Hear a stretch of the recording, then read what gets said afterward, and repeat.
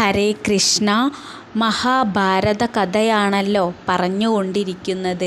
ഇന്ന് സഭാപർവ്വതത്തിലെ 30ാമത്തെ പർവ്വമായിട്ടുള്ള സൗപർണം ബാലകല്യ ദർശനം ഒന്ന് പറയാം.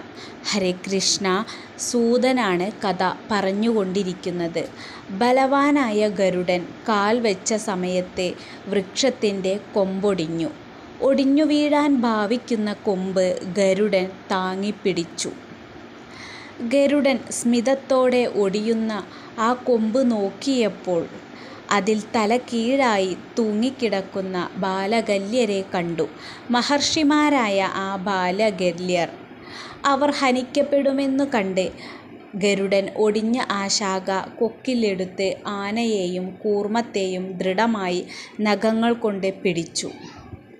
അങ്ങനെ വൃക്ഷശാഖയും ആനയും ആമയും താങ്ങിപ്പറക്കുന്ന ആ അതിദൈവമായ അവൻ്റെ കർമ്മം കണ്ട് വിസ്മയത്താൽ കരൾ തുള്ളുന്ന ആ മഹർഷിമാർ പറഞ്ഞു, ഗുരുവായ ഭാരം ഏന്തി ഡയനം ചെയ്കയാൽ ഗരുഡൻ തന്നെ ഇവൻ.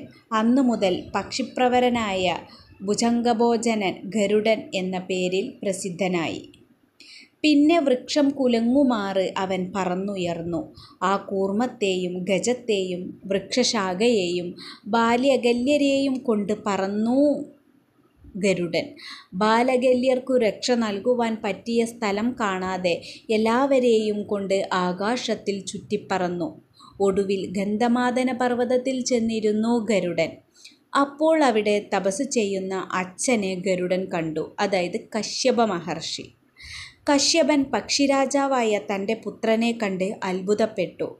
തേജോ വീര്യബലത്തോടും മനോവായുജവത്തോടും ശൈലശൃംഗാകൃതിയോടും ബ്രഹ്മദണ്ഡോഗ്രമായ മഹസ്സോടും ചിന്തിക്കുവാനോ ഊഹിക്കുവാനോ നിവൃത്തിയില്ലാത്ത വിധം വിശ്വഭീഷണമായ ഭാവത്തോടും ഘോരരൗദ്രാഗ്നി പോലെ അദൃശ്യമായ ബലവത്തോടും ദേവന്മാർക്കും ദാനവന്മാർക്കും രക്ഷസുകൾക്കും ദുർജമമായ ആദ്രിയെ തകർക്കുന്ന വിധം സമുദ്രത്തെ വറ്റിക്കുന്നവനും ലോകം കുലുക്കുന്നവനും അന്തകനെപ്പോലെ ഘോരാകാരമായി വരുന്ന പുത്രനെ കണ്ട് അത്ഭുതത്തോടെ കശ്യപ മഹർഷി അവൻ്റെ ആഗ്രഹം അറിഞ്ഞു പറഞ്ഞു.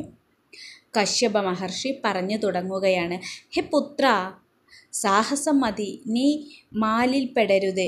ബലവാനായ നിന്നെ തപോബലരായ ബാലകല്യ മഹർഷികൾ ദഹിപ്പിക്കാതിരിക്കട്ടെ. സൂതൻ പറഞ്ഞു. കശ്യപൻ കത്തിക്കാളുന്ന തപശക്തിയുള്ള ബാലകല്യ മുനിമാരെ പ്രസാദിപ്പിക്കുമാറ് പറഞ്ഞു. സൂതനാണ് കഥ പറയുന്നത്. കശ്യപൻ പറഞ്ഞു, മുനീന്ദ്രന്മാരെ, പുത്രൻ്റെ സാഹസം പുറത്താലും പ്രജാക്ഷേമത്തിനു വേണ്ടിയാണ് ഗരുഡൻ ഇപ്രകാരം ചെയ്യുന്നത്. അവനെ ഈ മഹാകർമ്മത്തിന് നിങ്ങൾ അനുവദിച്ചാലും. സൂതൻ പറഞ്ഞു. ഇപ്രകാരം കശ്യപൻ പറഞ്ഞത് കേട്ട് ബാലകല്യ മഹർഷിമാർ കൊമ്പുവിട്ട് ഹിമാലയത്തിൽ തപസ്സിനായി പോയി. മുനിമാർ പോയതിനു ശേഷം വൈനതേയൻ, അതായത് ഗരുഡൻ, കൊക്കിൽ കൊങ്കുമായി താതനോട് പറഞ്ഞു. ഗരുഡൻ പറഞ്ഞു, അച്ഛനോടാണ് പറയുന്നത്, ഭഗവാൻ, ഞാൻ ഈ മാമരക്കൊമ്പ് എവിടെ കൊണ്ടുപോയി ഇടേണം? മനുഷ്യരില്ലാത്ത ഒരു സ്ഥലം പറഞ്ഞു തന്നാലും. സൂതനാണ് ഇനി പറയുന്നത്. അച്ഛൻ കാണിച്ചു കൊടുത്തതും മനസ്സുകൊണ്ടുപോലും എത്താത്തതും മഞ്ഞു മൂടിക്കിടക്കുന്നതും മനുഷ്യവാസമില്ലാത്തതുമായ മഹാഗിരി ശൃംഗത്തിലേക്ക് ആമയും ആനയും ആലിൻ കൊമ്പുമായി പക്ഷിരാജാവ് പറന്നു. സ്വൈര്യമായി ഗരുഡൻ കൊക്കുകൊണ്ട് താങ്ങിയെടുത്ത ആ വൃക്ഷക്കൊമ്പിനെ 100 ചർമ്മമുള്ള തോൽവാറുകൊണ്ടുപോലും ചുറ്റളവ് കാണാൻ വിഷമമാണ്. 100,000 യോജന പറന്നതിന് ശേഷം ഗരുഡൻ ക്ഷണനേരം കൊണ്ട് അച്ഛൻ കാണിച്ച ആ ദിക്കിലെത്തി. മനോവേഗത്തിൽ പറന്ന ഗരുഡൻ വൃക്ഷക്കൊമ്പ് ഭയങ്കരമായ ശബ്ദത്തോടെ താഴെയിട്ടു. ചിറകിൻ്റെ കാറ്റേറ്റ് പർവ്വതത്തിലെ ചന്ദ്രനും ഉലഞ്ഞു. ഉൽപ്പതിക്കുന്ന ധ്രുവങ്ങൾ പുഷ്പം വർഷിച്ചു. ഉടനെ മലയുടെ കൊടുമുടിക്കൂട്ടം ഇടിഞ്ഞു. അവൻ ഇരുന്നതോടുകൂടി അസംഖ്യം വൃക്ഷങ്ങൾ തകർന്നു. മണികാഞ്ചന സന്നാഹങ്ങൾ അണിഞ്ഞുകൊണ്ട് അവൻ ഇരിക്കെ ആ കുന്നിൻ്റെ പല വൃക്ഷങ്ങൾ ആ കൂറ്റൻ കുന്നിടിഞ്ഞ് പൊൻപൂക്കൾ ചിന്നിച്ചിതറി. മിന്നൽക്കാർ പോലെ അത് ശോഭിച്ചു. പൊന്നു ഉതിർന്നും ശൈലധാതു ചേർന്നതും ആ വൃക്ഷനികരം ചിന്നുന്ന സൂര്യരശ്മി തട്ടി പ്രശോഭിച്ചു. ആ ഗിരിശൃംഗത്തിലിരുന്ന് ആ മഹാഗരുഡൻ ആനയെയും ആമയെയും ബലമായി കൊത്തിത്തിന്നു. ഭക്ഷണം കഴിഞ്ഞ ഉടനെ അവൻ അവിടെ നിന്നും പറന്നുയർന്നു. അപ്പോൾ ദേവകൾക്ക് ദുശ്ശകുനമുണ്ടായി. ഇന്ദ്രന്റെ വജ്രം ഭയത്തോട് നിന്ന് ജ്വലിച്ചു. പുകഞ്ഞെരിഞ്ഞ് പകൽ സമയത്തും കൊള്ളിമീനുകൾ ചാടി. വസുക്കൾ, രുദ്രന്മാർ, ആദിത്യന്മാർ എന്നിവർക്കും മരുത്തുക്കൾ, സാധ്യന്മാർ, മറ്റു വിബുദ്ധന്മാർ ഉള്ളവർക്കും ഇവർക്കും ഉള്ള ആയുധങ്ങൾ അന്യോന്യം ഒത്തുചേർന്ന് എതിർത്തു തുടങ്ങി. ദേവാസുര യുദ്ധത്തിൽ പോലും ഇത്രത്തോളം ഭയാനകത്വം ഉളവായിട്ടില്ല. ഭയങ്കരമായ കൊടുംകാറ്റും ഉൽക്കാപാതങ്ങളുമുണ്ടായി. കാറില്ലാതെയും ആകാശത്ത് ഇടിമുഴങ്ങി. രക്തവർഷം പൊഴിച്ചു.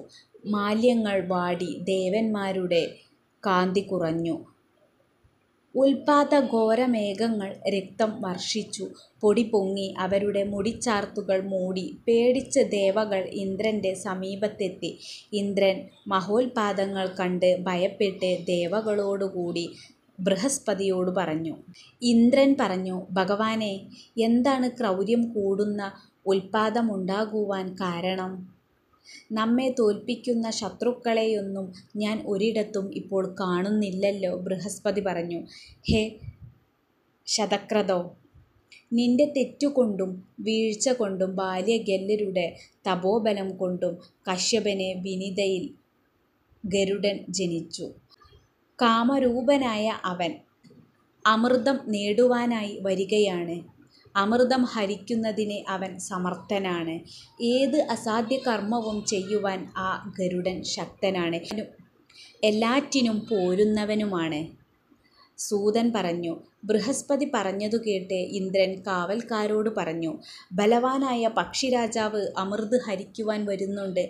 നിങ്ങൾ കരുതിയിരിക്കുക. അവൻ അത് കൊണ്ടുപോകരുത്. അവൻ ഭയങ്കര ശക്തനാണെന്ന് ബൃഹസ്പതി പറയുന്നു. ഇന്ദ്രൻ പറഞ്ഞത് കേട്ട് സുരന്മാരൊക്കെ ജാഗരൂകരായി അമൃതിന്റെ ചുറ്റും സന്നദ്ധരായി നിന്നു. വജ്രമേന്തി ഇന്ദ്രനും ദേഹത്തിൽ വൈഡൂര്യമണിഞ്ഞ സുവർണ കവചങ്ങളും ചർമ്മങ്ങളും ധരിച്ച് ബലമായി ആയുധങ്ങളുമേന്തി എല്ലാ ദേവന്മാരും നിന്നു. ചക്രം, പരികം, ശൂലം, വെൺമഴു, ഉഗ്രമായ വേൽ, മൂർച്ചയുള്ളതും മിന്നൽ പോലെ പാളുന്നതുമായ വാൾ, ദേഹത്തിന് യോജിച്ച മാതിരിയുള്ള ഗദ എന്നീ ആയുധങ്ങൾ സൂര്യരശ്മി സമൂഹങ്ങൾ എന്ന പോലെ ധരിച്ച് ദേവകൾ കാത്തുനിന്നു. അനുപമമായ ബലവീര്യത്തോടു കൂടിയ ദേവന്മാർ കരുതലോടുകൂടി അമൃത് സംരക്ഷിക്കുവാൻ ഒരുങ്ങി നിന്നു. അസുരന്മാരെ പുരത്തോടുകൂടി നശിപ്പിക്കുവാൻ കെൽപ്പുള്ളവരും തീരെ സഹിക്കുവാൻ വയ്യാത്ത അഗ്നിയെപ്പോലെ ശോഭിക്കുന്നവരുമായ ദേവന്മാർ അനേകായിരം ഇരുമ്പുലക്കകളുമായി പ്രശോഭിക്കുമ്പോൾ സൂര്യകിരണങ്ങളാൽ വ്യാപ്തമായ ആകാശം പോലെ അവർക്കൊക്കെ തോന്നിപ്പോയി. ഹരേ കൃഷ്ണ.